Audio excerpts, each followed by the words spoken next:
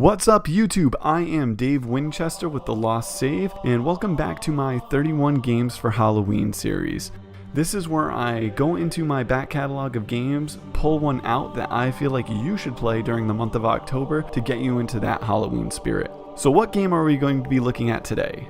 Well, we're going to be looking at Fatal Frame 2, Crimson Butterfly on the PlayStation 2 and original Xbox. Now, I say it's on the original Xbox, but it's actually kind of hard to get a hold of, and it has huge issues if you try to play it with the Xbox 360 backwards compatibility emulation software. Your best bet if you want to get a hold of this game is to log on to a PlayStation 3 if you have one, go to the PlayStation Store, and download it from there. You don't have to worry about getting a physical disc since it's digital, so you'll never scratch it, and it's actually pretty reasonably priced considering how long the game is and how much content's there. So what is Fatal Frame 2 Crimson Butterfly? Well, it's a sequel to a game called Fatal Frame, which was actually based on a true story. I assume loosely based on a true story, but it's based in Japanese horror. So if you've seen any movies like The Ring or The Grudge, that's what it's kind of geared to be like. It deals with ghosts versus zombies or monsters, and that's a real big twist with this game. Every other survival horror game I've ever played, like Resident Evil or even Silent Hill, deals with a lot of human-like creatures or zombies or, just deformed creatures. This one, all the enemies you face are actually ghosts, and how you eliminate them is by taking their picture with a magical camera.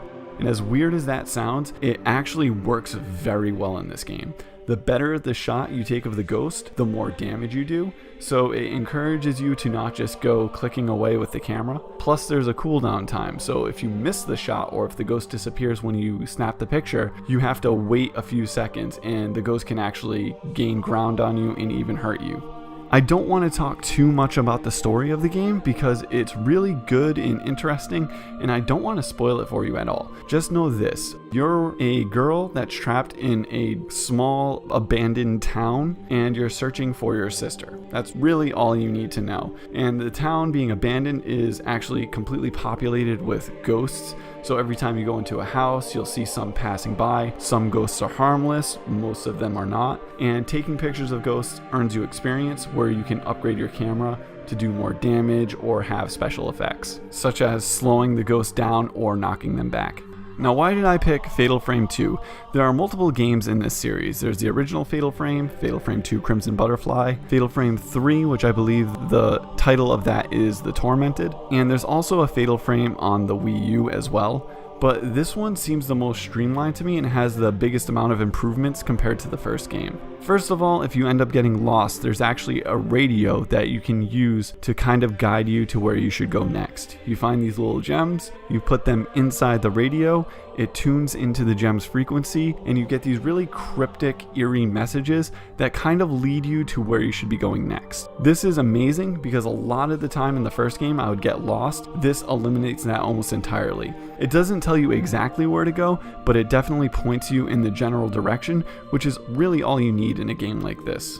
One of the best parts about Fatal Frame 2 is the fact that it has aged very well. This game looks like it should be on an Xbox 360 or a PlayStation 3, and that's mostly due to some great camera work and very detailed textures and character models. Which means that you can pick this game up today and start playing it and not really feel like you're missing out on anything because it still plays very well. And not only that, it just looks really crisp and clean, and the art style works very well with it. So why is this on one of my 31 games for Halloween list? Well, there are very few Japanese-style horror games, and this one is definitely the best of the bunch. There are other games like Siren, Blood Curse, and a few others, but this one really encompasses everything that makes the genre great and puts a spotlight on that. So that's why I think you should play this one over any other game. And that's going to be it for this episode, so make sure you check back in tomorrow at 5 p.m. to see another video. There's also now a playlist set up, so if you want to see any of the back catalog, you can go right to that playlist and check out what you've missed.